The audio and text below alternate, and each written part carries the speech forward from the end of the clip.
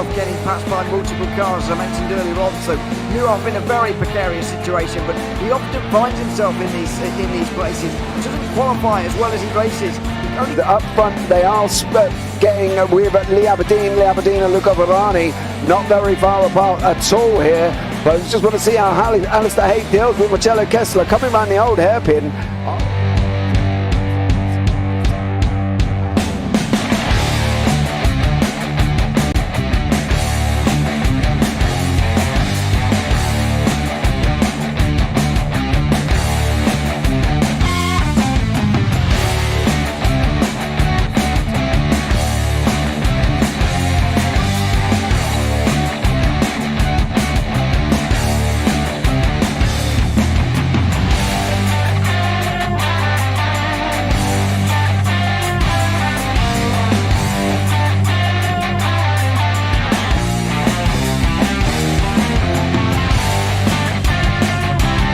I would say it's not the best decision they've ever made, just not having done that under the safety car, really. Yeah, they're taking their pit stop strategies from Ferrari lately or something. What's going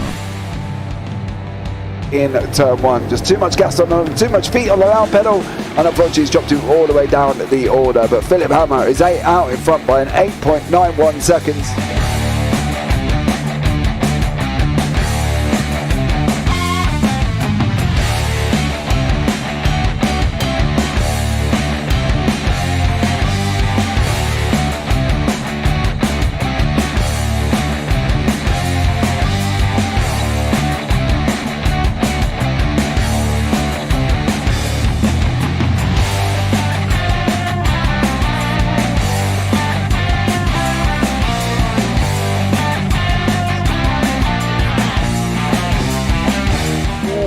Dan Michael is a wall there, sir.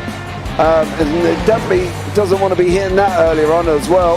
Difficult, the understeer is in the dirty air through that final corner because it's such a long corner and you get dragged off into the grass very easily. He'll have the slipstream down in towards the chicane. Peterson was briefly alongside, but that slipstream has saved him and kept him in third. Yeah, Varani now lost a little bit of time to Aberdeen, about half a second. Peterson is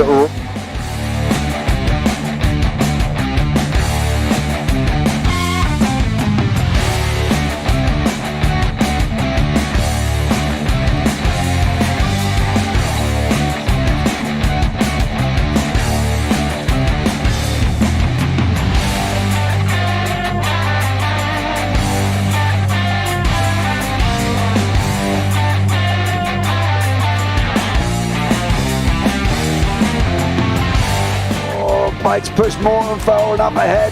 He's got out of line. It's now Pike going to have a go at Werrell. Don't push him off. He's in the championship fight. Jack Werrell chasing down Carl Jacklin. Further down, Rob Williams and Chris Barnes. Sensational run outside line now though for the heavy braking zone. Around the outside goes the Audi R8. Look how much Miller's caught back into play. Exactly. Miller's still such up. He's left on second and change. All of a sudden Miller's back in play.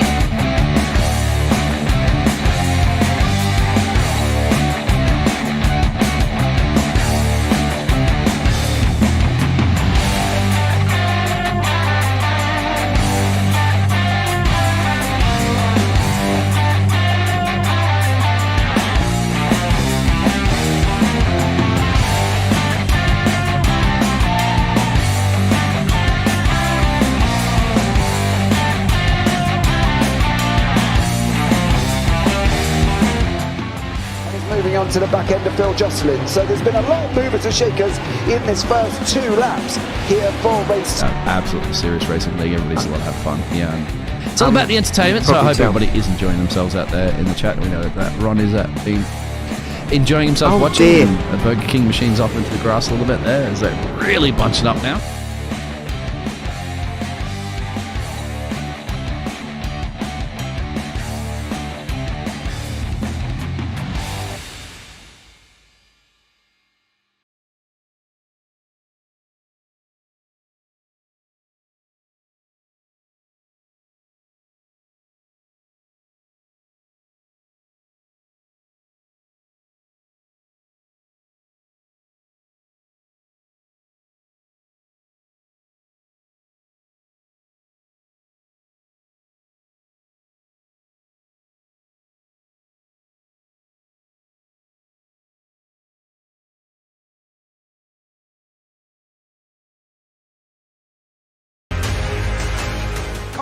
Does he have it? Medeiros is going to get it. Oh, look at the Tyson! They haven't got it! He's on the outside line though, going into the fastest corner on the circuit. Surely this can't work. Dominic Ligner has got a sensational run outside line now though for the heavy braking zone. Around the outside goes the Audi R8. Look how much Miller's caught back into play. Exactly. Miller's still start chopper. He's not on second and change. All of a sudden, Miller's back in play. Can Barry do it? Big Barry's going to do it! Big Barry!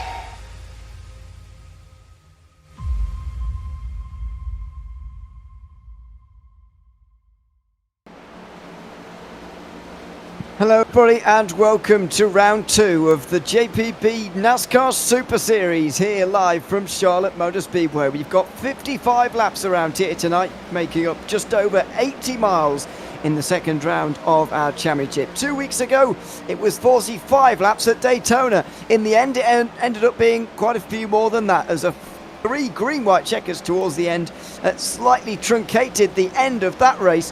But in the end, it was Tim Perry to take the win, the 40 points that go with it, and the championship lead as well after just 1 round. We now travel over to Charlotte, though, for the second round of the season. I'm still Ewan O'Leary. Along with you for this round of the championship is James Parfitt. And welcome along, James, to the Super Series. It's good to have you with me for more oval racing. Very much enjoy it, I've got to say. 55 laps around here. It's going to be a very different race to what we saw at Daytona.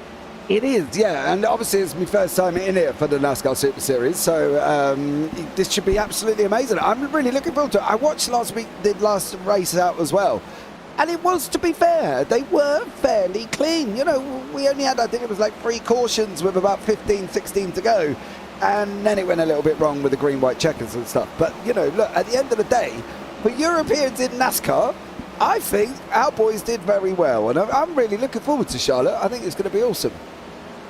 Yeah, I think people are expecting a slightly more caution-free race, but you never know, because sometimes the best-made predictions can turn out to be, well, incorrect. We'll put it that way. So let's see what happens. Of course, this series, as always, is brought to you and sponsored by iLoungeRacing.co.uk and HiFiLounge.co.uk as well. Make sure you go and check them out. And yeah, a big thanks to them for sponsoring the JPB Super Series here for this season. 6 rounds here, of course. We've got the only short track of the season coming up next week at Bristol. That will have the most laps, of course, of any, but interesting, the least miles, because of the way that it works, really. It's quite a slow speed circuit, Bristol, even though they do have the high banking, of course. Quite slow speed, so not many miles around there. Just over 80 here, as I mentioned. We're about to go into qualifying, but before that, I'll just tell you a little bit about the championship standings going into this race, and it's effectively the race results from the opening round of the season, of course. Tim Perry is leading the way with 40, ahead of Jordan Wensu in second, Ewan Stitchbury in third, then Paul Hurley and Robert Woodward to round out the top 5. Tuller is finished 6th place ahead of Mikey Pollard with 30 points. Vegard Olsen-Lear finished 8th ahead of Paul LeMay and Nicolo Fornaciari in the 10th position. And then we've got all the rest of them down to 24th. Chris Max Davies scored 13 points, for that finishing position. And as long as you are classified, you will score points in these races because of the amount of drivers that score points in NASCAR races. Everybody's given at least a point.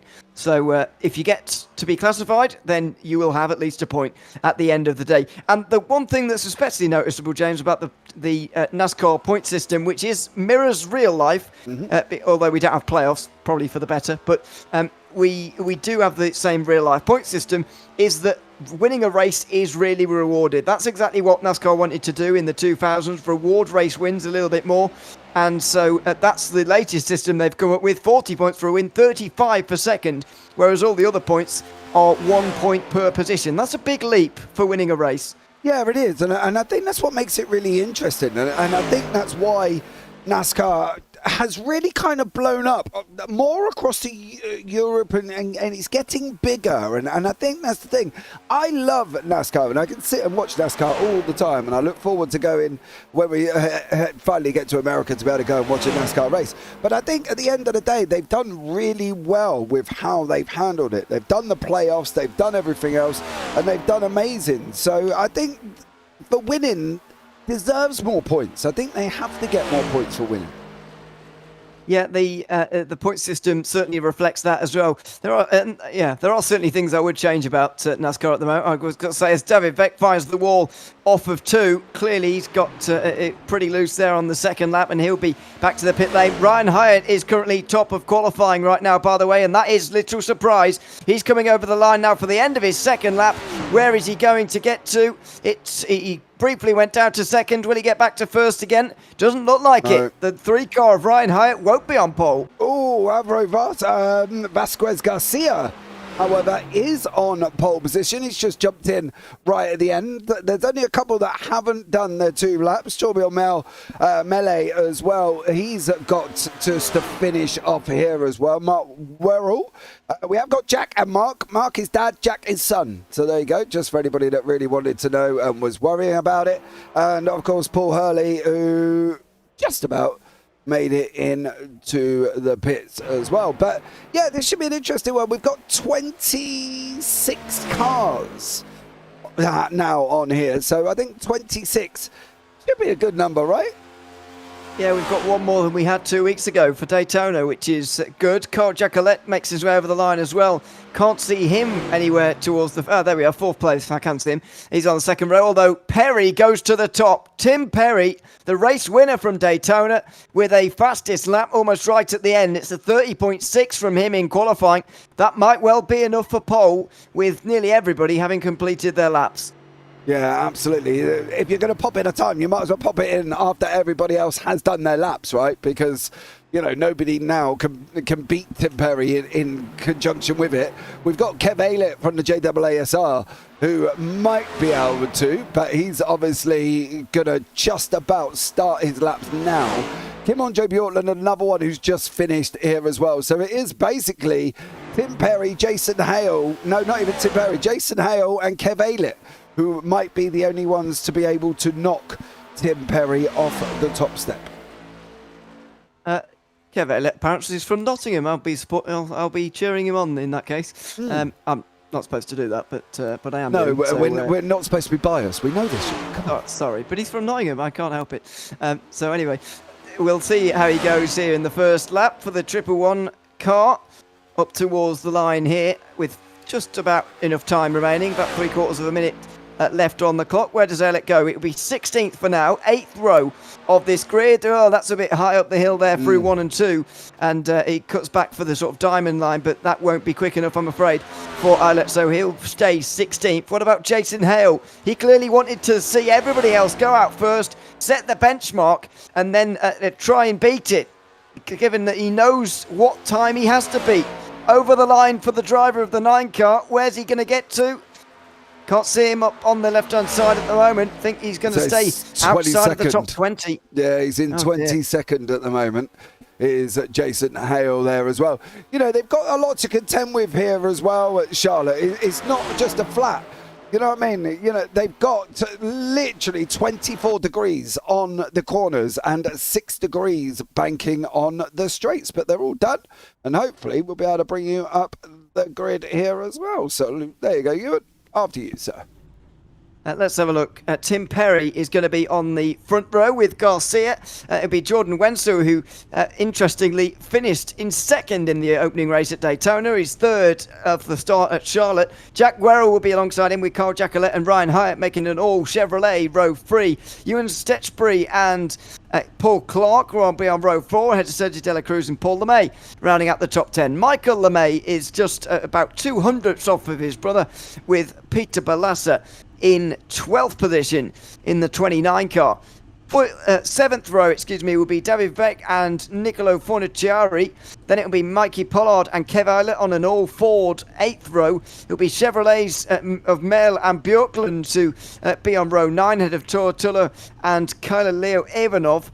They're in 20th place. Paul Hurley just missed out on that top 20. Jason Hale, with the last lap time of the session, got to 22nd, ahead of Mark Werrell, who's quite a long way behind his son, unfortunately for him. Szabolcs Murani will be 24th, ahead of the final row of the grid. It will be Chris Max Davies and Vegard Olsen-Lear to round out the 13 rows we've got here tonight. Very respectable indeed. It's about 10 short of what you might see in a regular NASCAR race, but that's fine. It might even be a little bit better in this way if we've got this amount of cars on the grid. Now, about to pull away from the front straight. I've not seen this arrangement too often, by the way. Not sure why they're parked up on the front straight like this, about to set off on their pace lap, but they are for some reason. And there they go. One by one, they make their way into the 2x2 formation. So, there we are. That's all good news. And 55 laps ahead of us. Very much looking forward to seeing what this is going to bring and whether we are going to get that promised caution, not a caution-free race, but a more caution-free than Daytona at least. Yeah, I'm hoping we shall as well. We've got to remember that some of these drivers, this is their first foray into NASCAR. You know, Paul come to me months ago, Paul Clark, and said, James, I want to do a European NASCAR League. I was like, okay. And then that was the last time we spoke about it. And then he approached me what was it, December time, I think it was, and said, look, mate, I really want to do this NASCAR League. I'm just going to go for it. I said, okay, tell me what you want. So he told me, and he was like, look, even if we get 20 drivers, that's a great start. And I was like, okay, cool. And we ended up with 33 signed up for it as well, which was more than either of us even could imagine.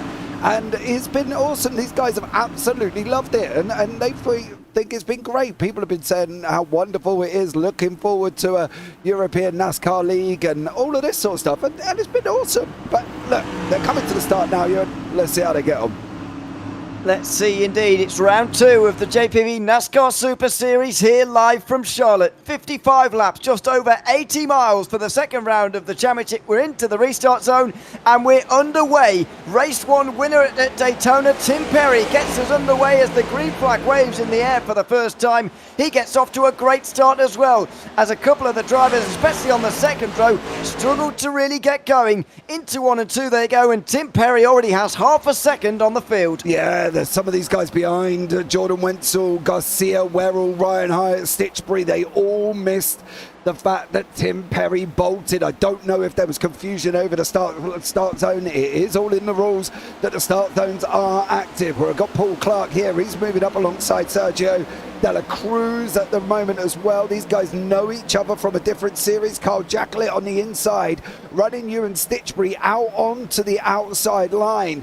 We've still got the back runners here as well. What we don't want is this. Chris Max Davis and Vigard Olsen-Lear dropping off at the draft, because that will cause them a problem. They've got to remember here as well, it isn't full flat. They will have to lift. They will need to make it. Oh, Paul Clark just about manages to hold that, but that's one of the troubles. They will have to lift. They're coming off 24 degrees, going on to 6 degrees straight, and there is always going to be a bump to unsettle them. Well, that was very, very good saving work from Paul Clark there in the 24. A couple of very loose cars, though, as we got the first caution of the day. It's on the back straight by the looks of things. We've got issues on the back straight. Someone has gone around, possibly off of turn 4. It's Paul Hurley in the 44 who brings out our first caution of the day. Yeah, it looks like he just got out a little bit out of control there into, I believe that may have been not Vigard Olsen. 42. Yeah, and then he goes into, unfortunately, Mark Werrell as well. It's all a little bit out of control there for Paul. Torbjörn Mell, that was, who, wow, he did not come out of that in a good way, did he, by any shape or form? And I'm wondering what exactly happened to Torbjörn, how he ended up going directly there. But then he hits the bump. Does he? Ah, he's in the wall. He's in the wall. Not ideal. No, not ideal at all. And we'll see if there are any pit stop takers here. And yes, there are a couple of the obvious ones by the looks of things. Mark Werrell will make it back out on the lead lap, though, which is good news. He's got to make sure that he stays there. And Ooh. Tim Perry from the lead. Well, I'm not sure why this is the case. I didn't think the tyres would be that much of a defining factor, but he's already in the pit lane after just 4 laps of green flag running. He's decided to take on tyres, has he? Or is he going to just drive straight through? He does drive straight through, so what happens now? Did he get a drive through for jumping the start? But he would have entered the pits when it was closed. You can see the red lights are on. He is good. Well, that's on the exit. I think he's entered at the right time. Now the green, and he can exit onto the road again. Not sure what that was all about, to be honest, for Tim Perry. Wasn't tyres. No.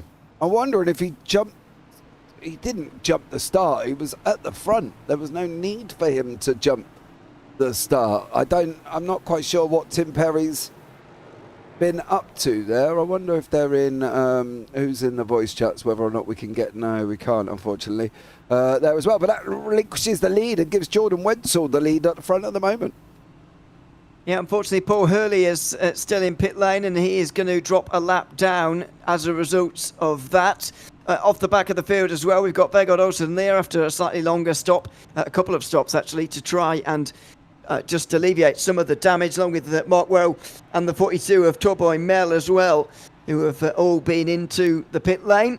So this will be the last lap under caution. The one that we're about to start, that is, and then we'll be back underway again at the end of 6 laps. There's still 49 to go, and hopefully we do see some green flag running here tonight, because it was a bit stop-start towards the end at Daytona. We don't want to see a completely stop-start race here. But they did really well. That's the thing. It was, I think, I was keeping an eye on it. I think it was something like 3 or 4 cautions with 16 to go.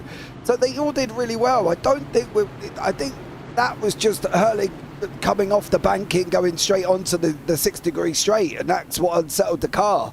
So it's all a learning curve. As I say, some of these drivers haven't driven here before. They have not put a car in anger around here. So hopefully they would have joined the practice session that was up yesterday and maybe got a little bit of practice in. But let's just see how it pans out for a minute. Let's not say cautions, precautions just yet. Yes, it's a bit early for that phrase, but it is true. It may turn out to be that way. I think, by the way, we only had our second caution of the race at 10 to go. I think it was even less than that. It was just there were so many at the end that it made it feel like that. But that's what happens in green white checkered racing. We'll see if we get there again at the end of tonight at Charlotte. Still 49 to go here, of course. I wonder whether there will be any pit stops from anyone at this stage. Well, not at this stage in the race, sorry, but at any stage, because I wouldn't imagine there'll be green flag stops, but whether someone decides that under caution it's a good idea to come in or not, that remains to be seen. We'll see what the tyre drop-off is like. At the moment, we are around about the mid-30s in terms of lap times. That's not far away from qualifying pace. Clearly not that much of a drop-off just yet. As we enter towards the restart zone now, Wenzel gets underway very well. It's Jordan Wenzel to bring us back to the green here at Charlotte, and we are green flag racing all over again. And once again, the front runner, different driver this time, of course, but the front runner has gotten off to another good start. Yeah, but he got off to the right start. That was the thing. You saw the start zone come up on the left-hand side, and as soon as he went in it, he went and picked whether or not he was going to go at the beginning or at the end of the start zone. So he has gone, and now it releases him where hopefully he shan't have the same issues that Tim Perry has. We've got Sergio Dela Cruz making his way up. Of course, Sergio was involved in an incident towards the end of Daytona as well, which he did come out and apologise for, but at the end of the day, you know, it's a learning curve. It was the first race for some of these guys, so I'm not overly worried about the standards at the moment here. I think that's the thing. I think it's going to be more when we get to the shorter tracks. I think Bristol could cause us a problem if we're going to have all 33 who have signed up on track at the same time. But I think at the end of the day, you know, it's... Oh, there's another one. There's another one. Kim on JP Orland. Oh, hold your brakes. Hold your brakes. He did do... Oh, man. He come and hit that wall hard, Ewan.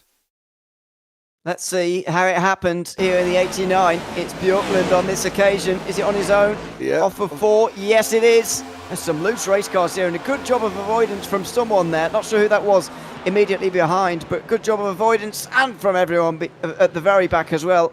That was close. They really had to weave out the way there very late on. This is Paul Hurley. Has he got no front end? No, he's just got a black livery. That's not helping me. Apparently he crashed. Oh! Oh, no. Oh, that's awkward. Everyone does such a good job to avoid initially, and then there's contact right at the end. Oh, Paul Hurley is having one of them races where he just is going to want to try and forget this, I think.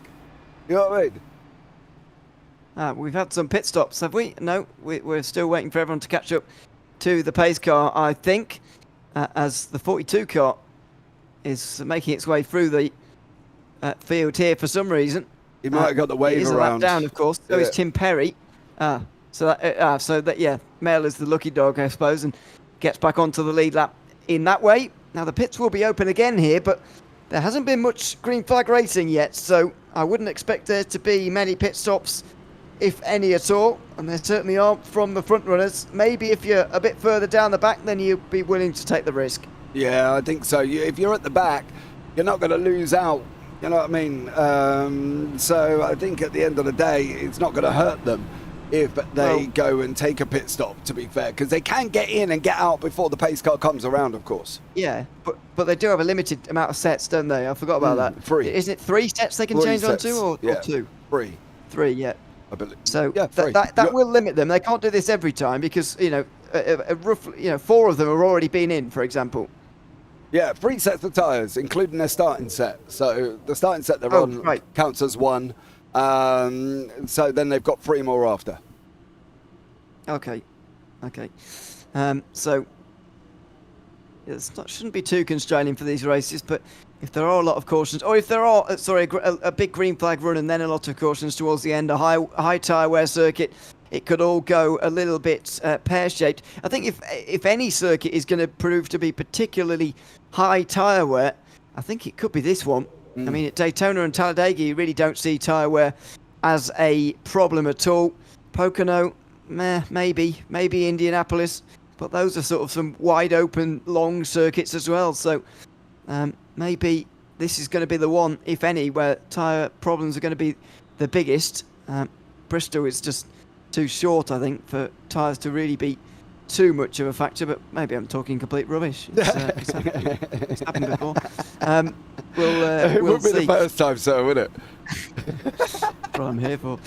So, end of lap 11, and we should have the pace car in at the end of 12, and then we'll be back underway again. I've got to say, though, these cars are looking pretty difficult to handle so far in this race. Seen a lot of big slides, some good saves, of course, but those saves can only go on for so long. Yeah, it is the banking. It is coming off the 24 to go down to the 6 that's causing the problem. They've got to be more aware that is going to be a very tricky area of the track that they've got to try and muster and try and control. And I think once they all start getting used to that as it goes on, I think more and more will be a lot more and more happier. But as you say, it's just getting used to 24 to 6 that's causing the problem, I think. And they've just got to settle down a little bit. Yep. And some of that's, of course, a bit car setup as well. But there you go. But that's they're fixed, aren't they? And I know, that's what I mean. But you can't. That's what I mean. You can't change it. So if you're not enjoying the way it's driving, what do? There's nothing really. Just got to contend with it. Yeah, I think there's limited changes they can make in the car, I think, as well. So yeah, it's very tricky if you're not enjoying the setup. There's not a lot you can do about it. So that's going to be tricky to contend with. But let's see how they get on here on this. Well, not restart. The pace car wants to stay out for one lap further. We've got 23 still on the lead lap. Paul Hurley still in the pit lane after making quite tremendous contact with the 42 of Mail out on the Bjorkland, wasn't it? In the 89, actually, I should say, on the front straight. But he's making his way back out there again now, just in time to stay 3 laps down, Paul Hurley. So he'll be on the same lap as Tim Perry, also 3 laps down. We've also got Tobo and Mel on 1 lap down as well. So those are the 3 drivers 1 lap off the lead. But of course there is the lucky dog, and if there are a lot of cautions, then they might all be able to find their way back onto the lead lap. Yeah, I think Tim Perry has gone. Do you? Yeah, I'm just reading in the Discord there as well. Well, yeah. Championship leader. I think he's gone. I think he's out. Just got disqualified for jump start. Wanted to pull a slight gap before pitting so not to cause a big checkup. On lap where I was going to pit, the yellow came out. Tried to serve it under yellow but wouldn't clear. Then served it on the first flying lap when the green dropped, but it disqualified me anyway. Well, that's odd. Yeah, very odd. I guess, as you say, as he said, he's going to pit on the first lap in future to alleviate that. But I don't know if that really should happen. But anyway, let's get back to green flag racing again. Still 42 laps here at Charlotte, and Jordan Wenzel gets us underway again. How long is the green flag run going to be on this occasion, as the driver of the 81 gets underway with 3 wide for 4th place already, and through the inside goes the 15 of Garcia to hang on. Yeah, he did. He took it up the inside and run that inside line, of course, as well. So great driver awareness there. There was the 73. Whoa. That was Mikey Pollard checking up there as well. They're almost 3 wide again with Paul Clark and Paul LeMay. And on the outside is David Vey there as well. He's going to come across. Hold it. Oh, Paul Clark. Big one on the front straight. Huge crash. Everyone's going to be involved in this. Oh, big smash on the front straight. Loads of cars will be damaged with this one. It'll be Paul LeMay is involved, Paul Clark as well. The 111 Kev Aylett is involved, David Veg as well. So many cars involved in this big smash on the front straight, and this is where it started, or the crash started anyway. So many will be damaged and caught up in this. Yeah, I might have to do a little bit of rewinding here on the Paul Clark, I think, on that one, because I'm wondering if there was contact from Vey. Yeah, there was.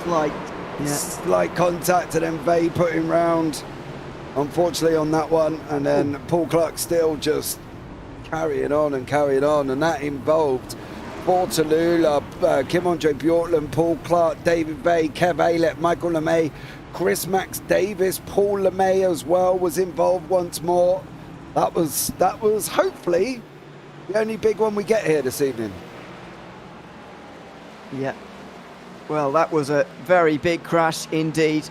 We've already got David Veg in the pit lane. Paul Clark as well is into pit lane. I don't know if pits have actually opened yet, or where even the pace car is actually. Is it coming off of 4 at the moment? Yeah, it is. So I think if they've jumped back to pits because they can't drive the car back, Paul Clark has jumped back to pits here. So I'm hoping that that's obviously just the fact that he's jumped back. So, yeah. Yep, that seems to be the case. David Veg making his way out of the pit lane as well now to try and stay on the lead lap.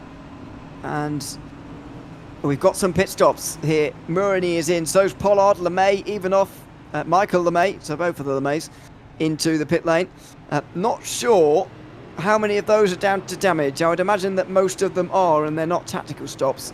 Yeah, basically everybody that was there has been involved in that incident. I think that's the problem. Paul LeMay, Mikey Pollard, Michael LeMay there as well. Paul Tallulah was involved. Ivanoff got caught up in it as well.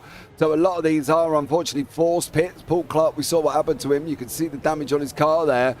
So hopefully we will see how it all goes on. TP Sim Racing, apparently you have to wait green flag on the race start. Well, we have set starting zones, and it does state in the rules that there are starting zones as well. So they do have to officially go in the starting zones marked on the racetrack by iRacing. And we'll try and show you them coming up now on the left hand. It'll be on the left hand side actually. You'll see you'll see a little blue restart zone on the left here. Yeah, be on the grass on the left and up the wall on the right as well. That you might be able to see from here, although the wall's probably not at the right angle. Not that. It's the going to be after the Charlotte writing. It's just here, there. And then where it says restart zone, and you can see the branding on the right as well. So that's where you should go. Kit Kat saying that he started after the restart zone, which is why. I didn't see that live, to be honest, but that may be true. Yeah, that was Perry at the beginning, I think. Yes. But not Wenzel. His two restarts have been fine. Yeah, not Wenzel Perry. But the thing is as well, it's not like they can't come out and say, well, we didn't know. It's there. It's written in the rules that there will be a restart zone, and they do have to go in the restart zone. And it does actively say here as well, start zones are active on tracks that support them. Please be aware that these will be marked by the Geico or the blue zone on the apron, or an alternative marking to represent them. So there you go. It does state that as well. So there's no coming out saying I didn't know there was a restart zone. Yep. I don't think that's going to be the excuse, or it wasn't the excuse anyway for Perry, was it? He just, didn't really know what to do once he got the black flag, which I've been there before. I don't know if you remember the race because you were broadcasting it, James, where I got a drive-through that I just didn't bother serving and eventually got disqualified at Daytona. I don't know if you remember that, but Is that triple bypass one? Yes, it was. Yes. Well, to be clear, I didn't actually break any rules, but I was just avoiding a crash on the front straight, rather like the one we've just seen, but at Daytona. So you can imagine, I basically, to avoid it, just pulled straight in the grass and flew through the grass. But I think iRacing registered me having trying to enter pit lane, but obviously, had I been trying to do that, I would have been speeding, which of course I was, going about 200 miles an hour. So it gave me a black flag for that, and I didn't serve the penalty, so I got disqualified for that. So there you are.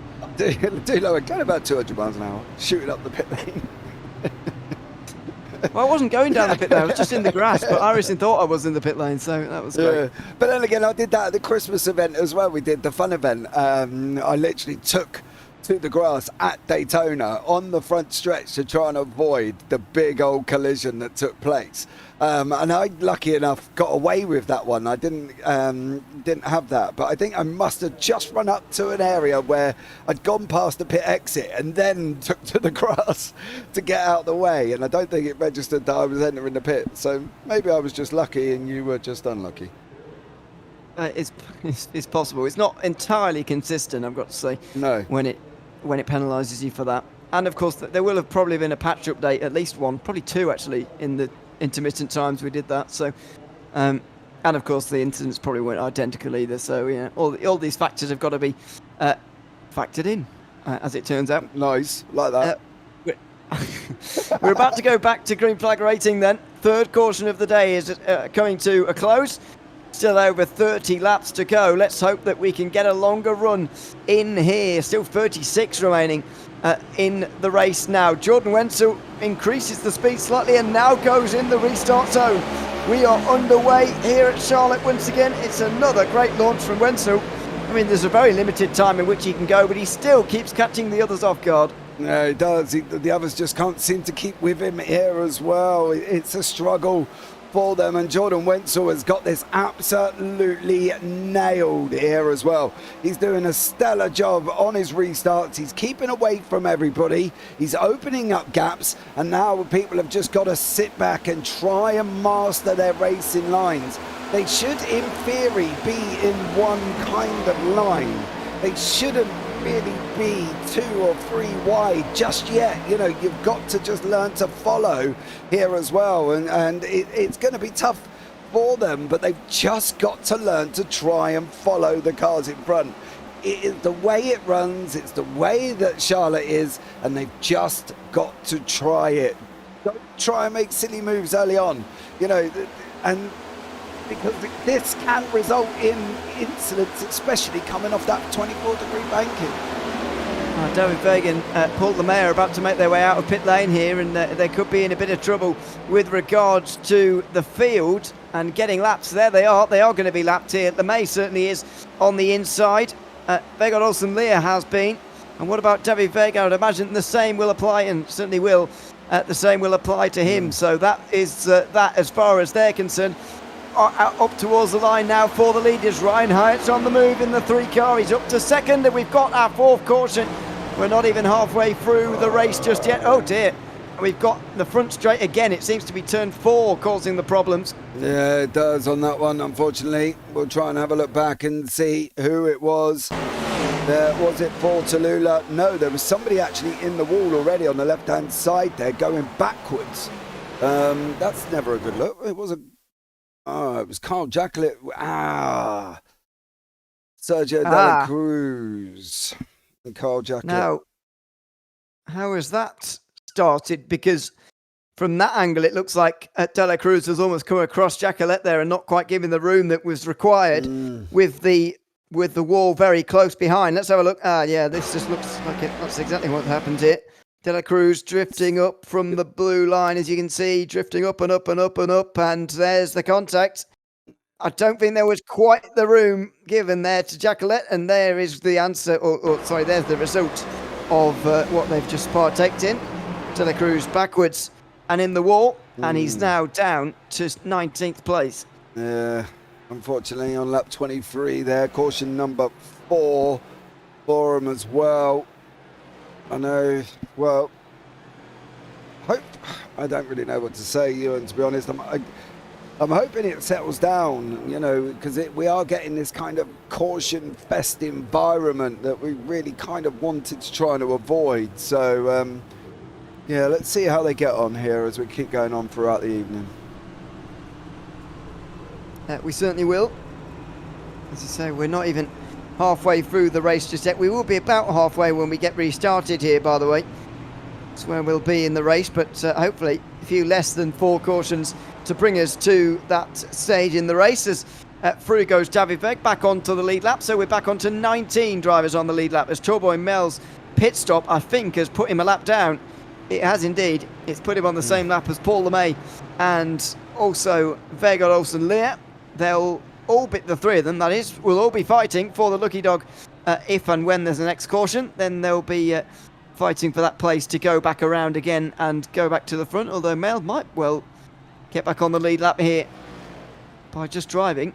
Got to be careful. He's got to be careful. If he hasn't been given the instructions to go round, don't go round. Because as some of these have learnt before, you don't go round unless you are being told to. So, yeah, so unless they're being told, stay where they are. They will have it all on their heads in front of them. It will say wave around. It will say not past the 25 car. It will say past the 15. Who knows? But it will tell them, and they've just got to pay attention as Jordan Wenzel, Ryan Hyatt. Oh, Jordan. I don't know why they're even faking it. Yeah. They had the pit lane option last lap. I don't know. Well, anyway, they're playing games between the 2 of them, I suppose. Has anyone come in here? Well, not really. There's not a mandatory pit stop here, is there? So if you can go to the end, then surely you can just carry on. And I think that's what the leaders might do. Yeah, there may be. Maybe. I think unless there's really a need for them to pit, unless they're getting close to fuel, which they shouldn't be really, because they should be able to save enough here. So I think they should be all right, but it's how they've been using the caution laps as well. And how did David Vey, Paul Hurley all crash here as well? Hold on. Please tell me I'm not watching. Oh, maybe they're just all slowing down. Yeah, Paul Hurley. I think both of their R ratings are saying to let the other through. Yeah. Which is awkward. That's how that one all come Sometimes about. Happens. It wasn't as good as the pirouettes that I watched in race 1, though. Who was it in race 1? Was it Torbjörn Mel?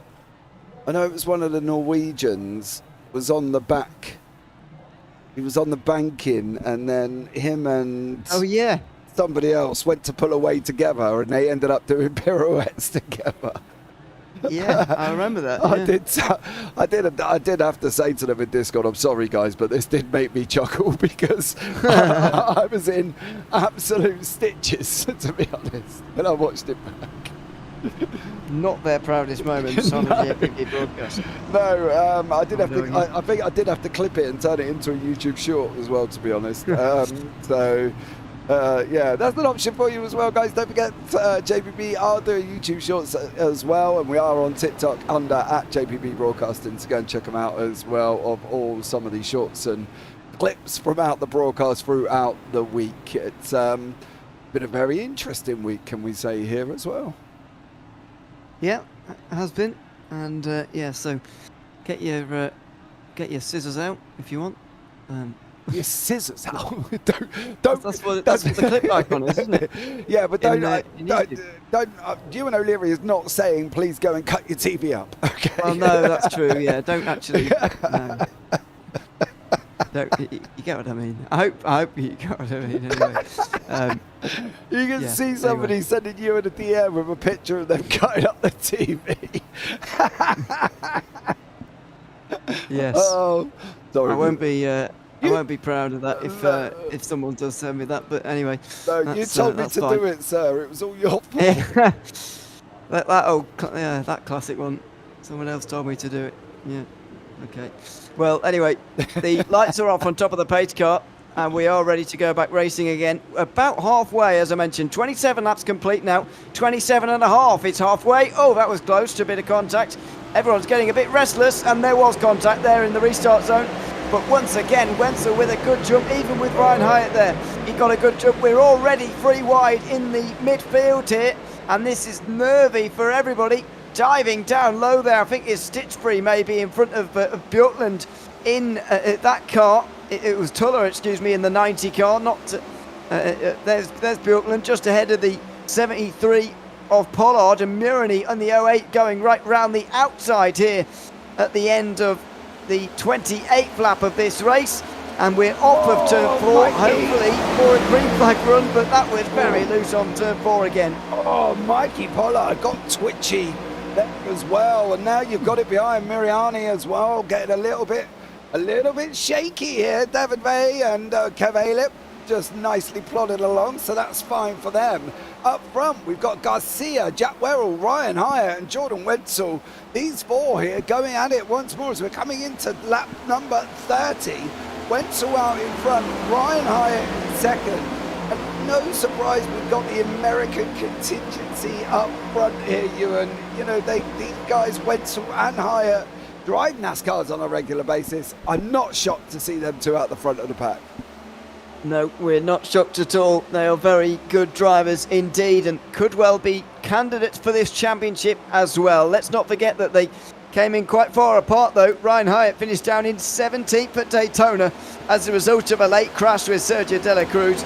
What about today at Charlotte with 25 to go?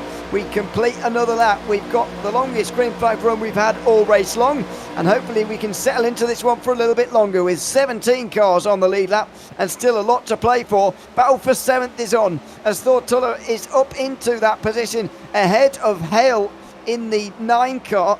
That's Jason Hale, up 14 places so far today, but is down to 8th. Yeah, what's he got on the front end of his car? Who is that? He's got on the back end of his car there. I wonder if I can actually... No, I don't think I'm going to be able to here. Look it off the back of Ford Toulouse's car. No, on that one, I do wonder who that is on the front of Jason Hale's car there. But whoever it is, I'm sure they're probably famous. I can't see from here. No, I might have to... Well, that's, yeah, it's not very easy to see. Oh, well, I can't really see that either, to be honest. Oh, okay. I can see what that says. I can't, but maybe that's oh, okay. Yeah, probably for the best. Jack Werrell battling it out for Ewan Stitchbury as he's looking at going up at the inside of Werrell there as well. Werrell come into the series this evening with his dad. Did Jack Werrell messaged me earlier on, can we do NASCAR? I said, yep, come on then, come and join us, and he did.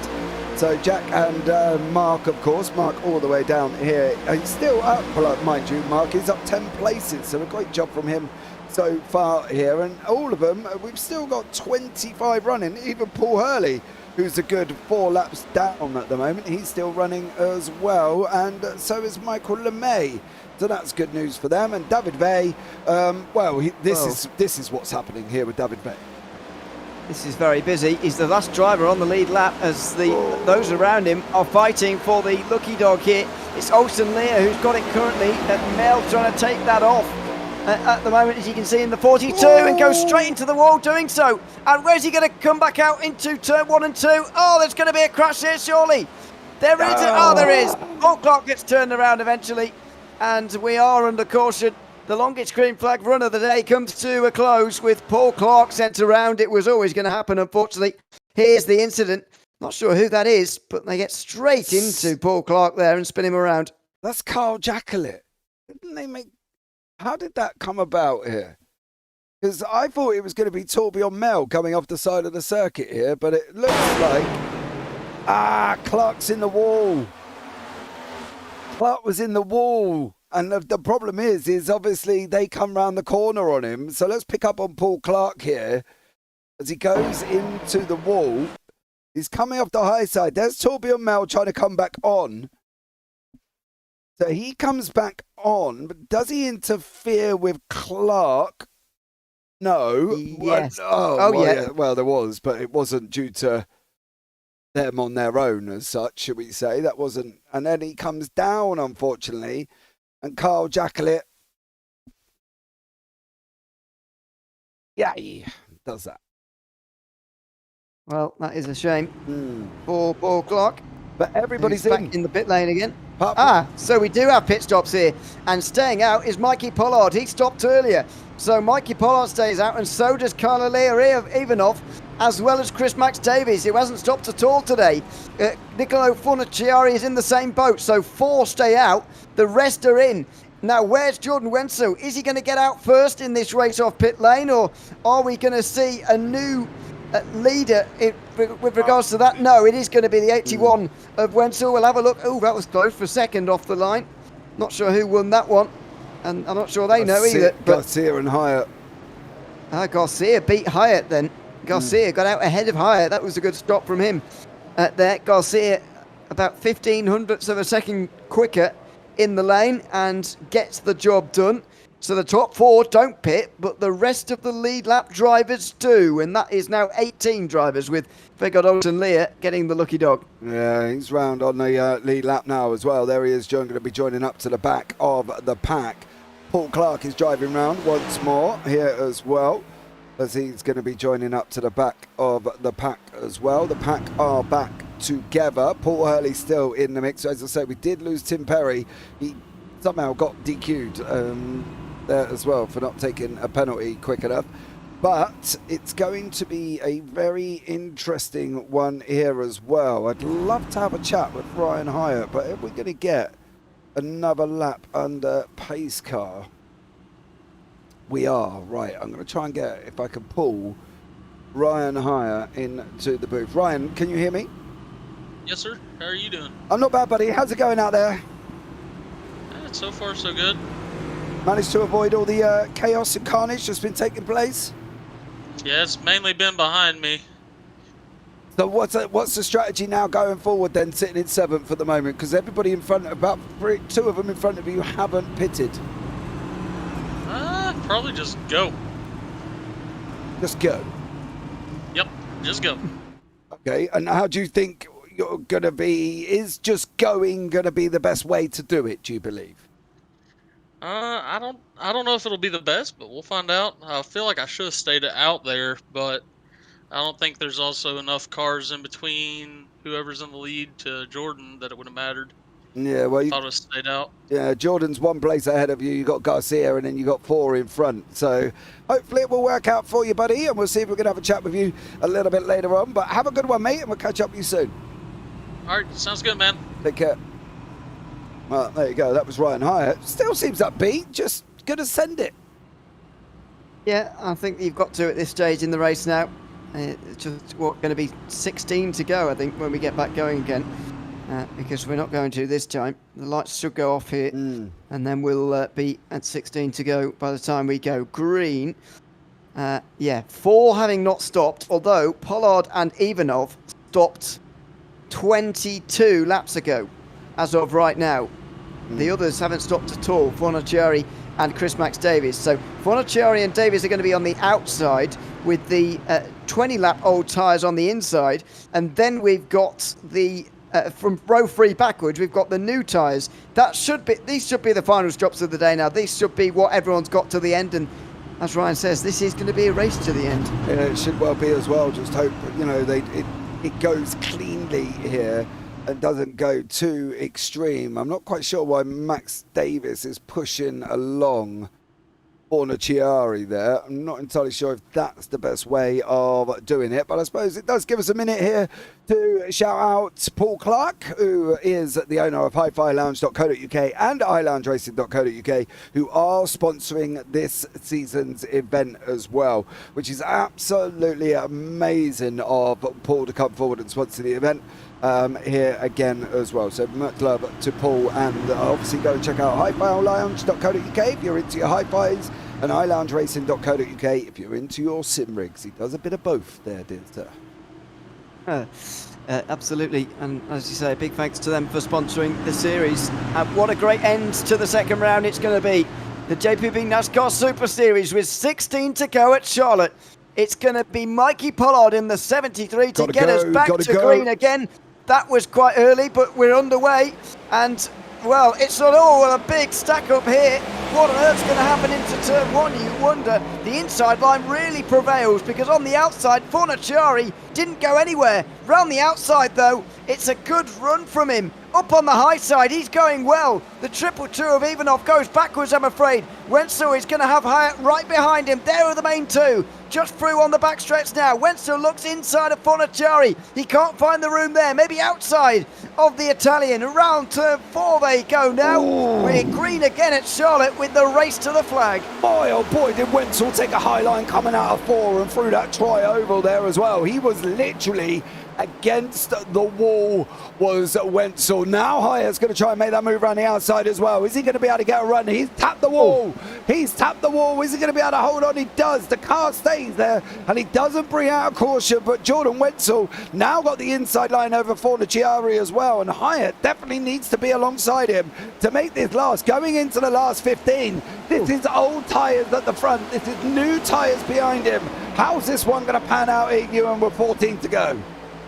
Well, this could be very interesting indeed. Pollard is leading the way with 14 to go, having stopped just over 20 laps before these guys, all the way back on lap 16. In fact, exactly 20 laps before these guys. Wenzel's right behind the 73 now, though, and we've got a big crash on the back straight.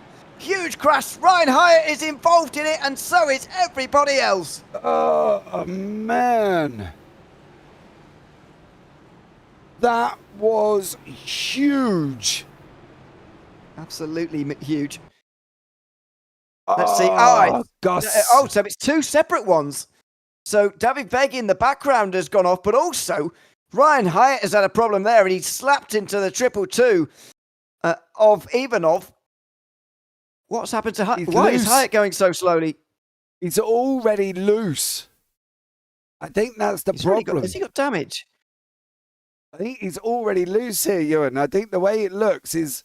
you're right, yeah. He got out of line, didn't he? When we saw that, we saw him and we said, hold it, hold it, hold it, hold it. He checked up to try and get the car straight. Then he goes he did hold it lap 4, yeah. Yeah, and then this. Oh. That hit there with the 29 was huge. Yeah. Who was that? Mark. That was Peter Balassa, who we've not spoken about all day because he was a lap down at the time, but he's definitely going to be a lap down now. That was a huge hit. Yeah. Unfortunately for Balassa, it's just, well. There's another one. Garcia. Vasquez Garcia, wasn't it? I want to see if we can catch up with the Hyatt one. Can't see this coming at all. No. Oh, my God. And to be fair, given the banking on this oval, which is quite heavy, it's a pretty safe bet to stay up high, but not that time, unfortunately. And he got slapped into the back of Hyatt, who I'm amazed doesn't have more damage, actually. Yeah, I'm wondering how Ryan Hyatt managed to get through that, if he has got that. He did pit, mind you. So he he did pit. So maybe Hyatt come out and kind of got away with a little bit of that one as well. I know he said just send it, but I don't think he was quite expecting to be sent it that much, especially as he was sent up in the air. So for Ryan Hyatt there, unfortunately, just hasn't gone quite to plan here either. I believe that's a 777 of Michael LeMay. Looking like he might be getting the wave around and the lucky dog this time out, because the others are, well, to be fair, I'm wondering if it actually should have been Ivanov, but I'd say Ivanov's on the lead lap at the time the caution came out, so it can't be him. Yeah. Ivanov is a lap down. So we've got 17 on the lead lap now. And it's always hard to work out who should get the lucky dog in these situations, because if you're involved in the caution, you can't get it. So that leaves the equation quite complicated, to be honest. It seems to me like tonight we're getting extra lap of caution than we usually do. I don't know why, but the lights are still on there, aren't they? Yeah, it seems like 4, doesn't it? Seems like more than usual. Yeah, I'm not quite sure Maybe why it's just that the way would be. Mate, I configured it. No, there's nothing that you can do about it, but it's an iRacing thing. I don't know what they're doing with it, but it seems to be an extra lap than normal. Normally, the caution comes out, the pace car picks them up on that lap, then the pits get open for the lead lap drivers on the first lap, the lap down drivers on the second lap, and then on the third lap they go back racing. Well, not that lap. On the next time by, they go too wide, which they should have done this time, I think, in my opinion. And then they go back green next time around. But for whatever reason, we're getting an extra lap here or maybe it's just seems different because we're at Charlotte instead of Daytona and whatever. It's a bit different, but it feels like we're getting an extra lap for whatever reason here today. It definitely does. Two Brafter is in. What hell is Hyatt doing out there? Well, we had a bit of a moment for Jordan Hyatt. He got a little bit loose and managed to keep the car, and then of course he come back on Ryan Hyatt, sorry, and then of course he just seemed to have, I don't know, checked up to try and control the car, and then obviously everybody else behind didn't avoid him. So Hyatt the booper strikes again. Well, yeah, but it's not entirely his fault. He did lose the car slightly, although I do think he was going to crash anyway, wasn't he? I know people will say, well, you know, there were loads of people around him and that's what caused it, but I think he was going to eventually spin around it on his own, to be honest with you, in the situation he was in. Unfortunately, he was in front of the field and it created another huge pile-up. We've got 17 on the lead lap, but Sergio De La Cruz has come in again here, just as we're about to go back to green, so I don't know what he's doing. Clearly needs some more repairs for whatever reason. Some more tyres. Now is he going to go? I'm wondering if he's just trying to get rid of some repair. He has got his car up in the air, mind you. Yeah, there's the right side tyres. Now, but what about left? Yeah, there we go. Maybe, but to be fair, he can still get in and join the pack before they go not live, green. So as long as he can get out and master the inner, he should be able to get round there and join onto the back end. But he's going to have to be very, very sharpish about this, is Sergio De La Cruz here, because otherwise he's going to, he could not catch the pack and then he could end up being around on his own. So he's going to have to get a little bit of a wiggle on here, Ewan. Otherwise he's going to be stranded all on his lonesome as the lead cars are nearly into the start zone. We're into the final 10 laps as well. Final 15 miles of this race, and Mikey Pollard, having stopped 20 laps before, the most of those around him, is still on the front of the pack. Now he goes, and Wenzel once again caught off guard. The starts that Wenzel was able to do earlier on have prevailed for him, of course, but now they are for Pollard, who goes high in the turn 1 and 2, maybe to take away that line from Wenzel. Then he goes down low as the 81 tries to take that one. And here comes Werrell on the inside. Jack Werrell looking for the lead here. And the win as well. Into 3 and 4 they go. Too wide here for second place, but also for the lead. Mikey Pollard beginning to struggle on these old tyres.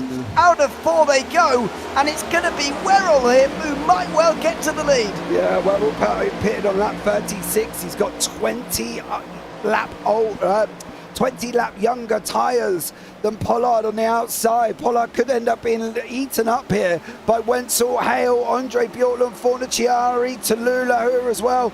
Fornaciari, of course, is still not pitted. Hasn't pitted at all. Decided I don't need to. I'm going for it. Chris Max Davis is another one who also hasn't pitted here either. But Jack Werrell takes up the mantle. 7 to go now. Mikey Pollard and Jordan Wenzel. Can Jordan Wenzel do anything about it? Well, yeah, he has to find a way through Pollard very quickly indeed.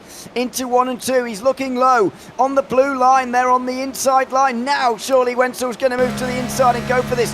At 3 and 4, Pollard is going to not quite cover him off. And there we go, Wenzel's down the inside, but he's pushing a little bit on the low side. The higher line does seem to be a little bit favourable, but surely Wenzel will have this done.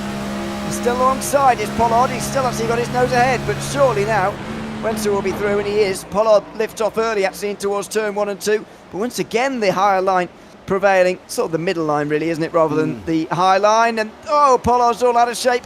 And here goes Bjorklund on the inside for third. Yeah, this is it now for Mikey Pollard. I think his tyres could be shot.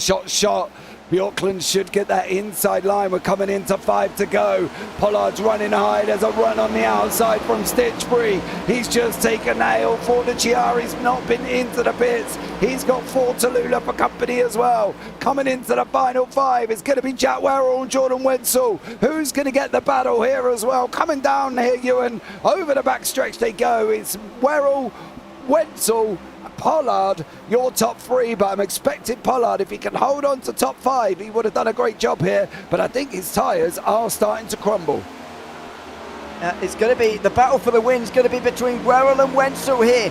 3 to go as they get over the line. Now, excuse me, 4 to go still in this race. So if we get a caution at this stage, it will be green-white checkered time again for the second round in succession. Here goes Stitchbury on the outside of Pollard. That was a good run from him, and he's up to 3rd right now. As things stand, he would be 2nd in the championship along with Wenzel, who would be 1st after the opening couple of rounds. But Wenzel could really take authority in this championship if he were to win at Charlotte. There's traffic as well for Werrell to contend with. He's looking for the middle line. Wenzel goes up a little bit higher than him, and now he'll get the runoff of 2 as well. Here he goes. Oh. Wenzel goes for it, but no, gets blocked slightly. And Werrell now will have to defend from the outside with 3 to go. It'll be 2 at the line. Side by side through 3 and 4 they go. They're still battling here for the win. Yeah, I think that's Sergio De La Cruz there, that's sitting in front of these guys at the moment as well. He's going to be using the Jordan Wenzel, trying to use De La Cruz. The problem is De La Cruz is still keeping pace. It's not like he needs to slow down. He's still keeping pace. We've got 2 to go. We've still got Wenzel and Werrell. We've still got Bjorklund and Stitchbury. Pollard's hanging on to 5th, but a bit of his teeth here, Ewan. I think 4 Tallulah's going to get him underneath here as well, but it is going to be Wenzel, it is going to be Werrell taking us onto this final lap here as well. That back marker has probably done Jordan Wenzel a favour. And the white flag is out. We will be green to the end of this race.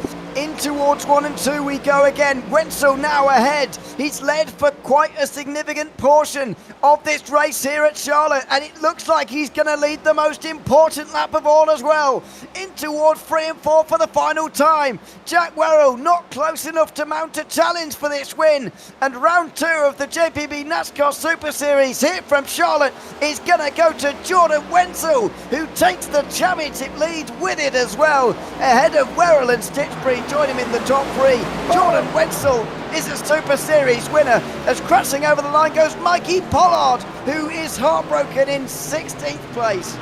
Paul Clark having a moment on the final lap as well here. Oh, who is the number 46? Is that Chris Max Davis? Yeah. Oh, how did Mikey Pollard end up doing what he did? Oh, he's already got damage by that point, hasn't he? Oh dear, that's a lot of contact. And then finishes the last driver on the lead lap in 16th position. He's got a lot of understeer though in the fourth corner. Look at that. Well, that's after the crash, isn't it? Yeah. Look at the way his car sort of. Look, he's got no turning at all. He's got damage before then. Yeah, he must have. His hands aren't even on his steering wheel. No. Not anymore. No. Probably for the best. But there we are. Pollard, 16th. After giving it a great go, by the way. Fantastic strategy from him. Didn't quite work out in the end, though. And he finishes way down. Let's take a look at the results after 55 laps of racing, with Jordan Wenzel doing his celebratory donuts and burnout in the background. He is a JPB NASCAR Super Series winner here after 55 laps at Charlotte. Jack Werrell missing out by half a second, with Ewan Stitchbury in 3rd. Bjorklund just missed out on that place, with David Vague up to 5th place in the end despite troubles throughout the day. Jason Hale finished at 6th, with Tortilla in 7th. Brian Hyatt battled back to 8th after being involved in that crash on what turned out to be the last caution. Mark Werrell finished in 9th place out of Shavolts Murray to round out the top 10. Nicolo Fornaciari finished 11th after not stopping all day. Kev Arlett finished in 12th ahead of Vegard Olsen-Lear, who needed the lucky dog to get back on the lead lap at one stage. Alvaro Garcia was running in the top 3 during that race, but finished his 14th ahead of Chris Max Davies and Mikey Pollard, who were involved in A little bit of contact on the last lap. Paul LeMay finished the first driver, 1 lap down. He was praying for that final caution, but didn't get it. Carla Leo Ivanov finished in 90th as Turbo and Mel ran up the top 20. Sergio De La Cruz, 21st, ahead of Paul Clock and Paul Hurley, with Michael LeMay, Peter Balassa and Tim Perry all failing to see the checkered flag. So that's it for the racing. Jordan Wenzel has sufficiently blown up his engine from the looks of that. And he seems to be ready to talk to us. So we will bring him in now. Jordan, welcome into the booth. Good to have you with us. How was that final run to the flag? I've got to say, we very much enjoyed it, that green flag running towards the end. But tell us about that battle with Jack for the win.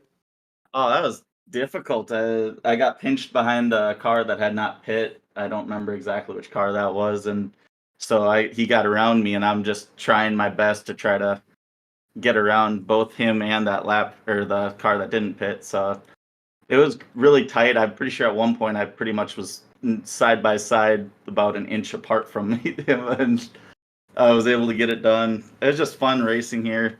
I enjoy this track. I enjoy the Roval more than this version, but it's just always fun to, be out here and racing.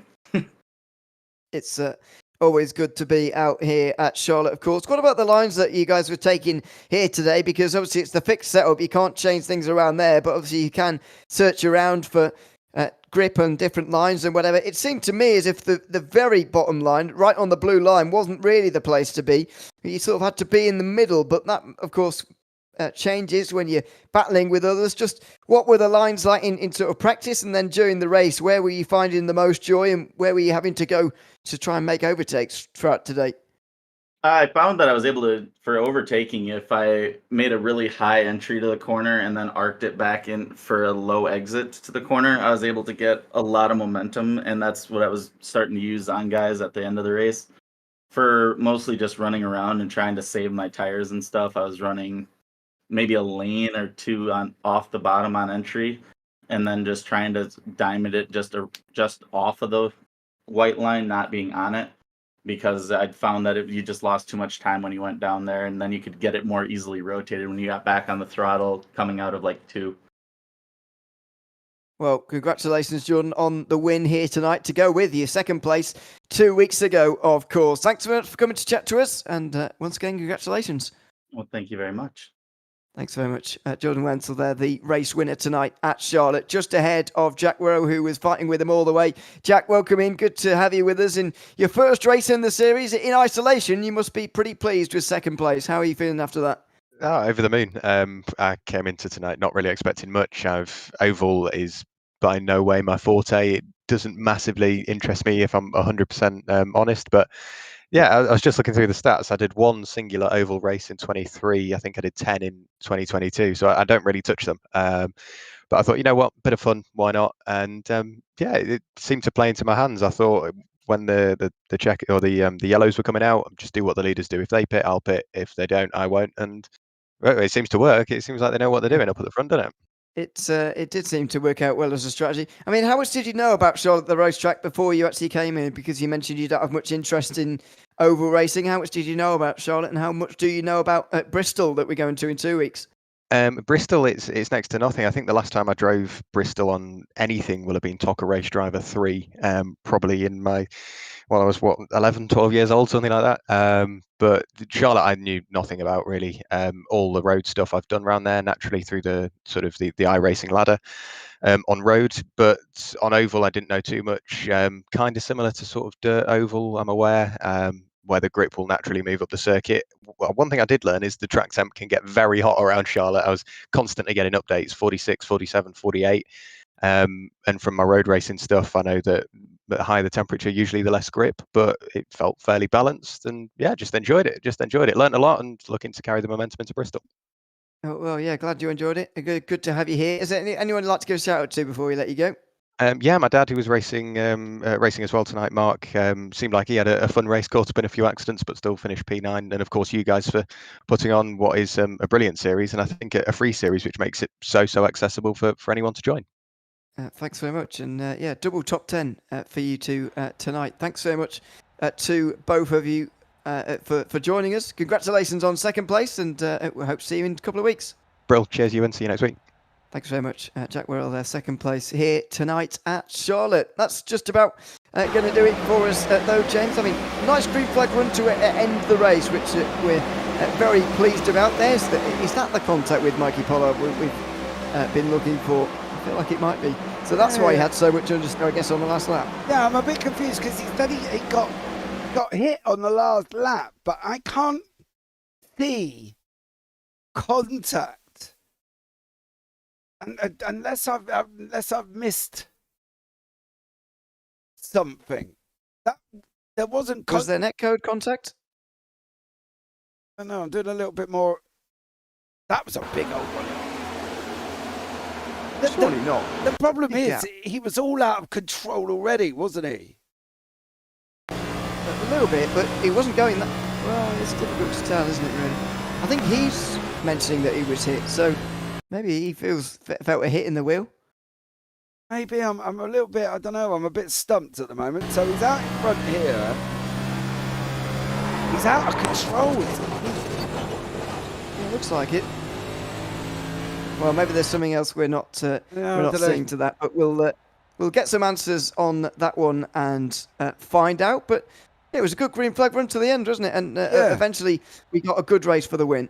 Yeah, definitely. I think it was good in the end. We're going to get there. It will take time. You know, we're only one season into European NASCAR. Have you ever stuck Europeans in NASCARs before, Ewan O'Leary?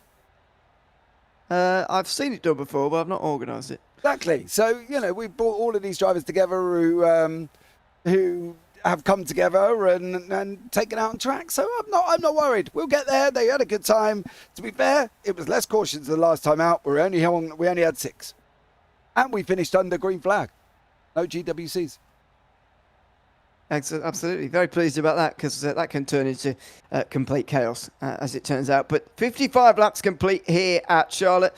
Hope you've enjoyed the show this evening over the course of just over 80 miles. It will be just around half that at Bristol in a couple of weeks. Just 85 laps around there, but quite a few less miles, you understand. A couple of weeks away, of course, so make sure you subscribe here to the JPB YouTube channel so you can check out all the stuff that is going to go on over the course of this week. Starting, of course, a little bit later tonight. If you're enjoying the oval racing, you can catch a bit more a little bit later on with the Triple Bypass late models at Richmond. That is coming up in just around, I'm trying to do the maths on how many hours that is. 3 hours, 3.5. Yeah, something like that. So something like that. Make sure you check out, it'll be timed right on YouTube, you can find it. Make sure you check that out on tonight. Tomorrow night, we've just got the one broadcast with the JPB GT4s at Fuji. And then on Thursday, we've got our four-legged broadcast, if you like, with the TSRC GT3s, Evolution GT3s, and Radical Race Series, all going on from around 8 p.m. And the Triple Bypass Xfinity Series going on around 6 hours after that. So busy night coming up on Thursday. Make sure you join us for it. For now, though, from myself, Ewan O'Leary, and James Parfitt alongside me as well, we'll see you in a couple of weeks at Bristol.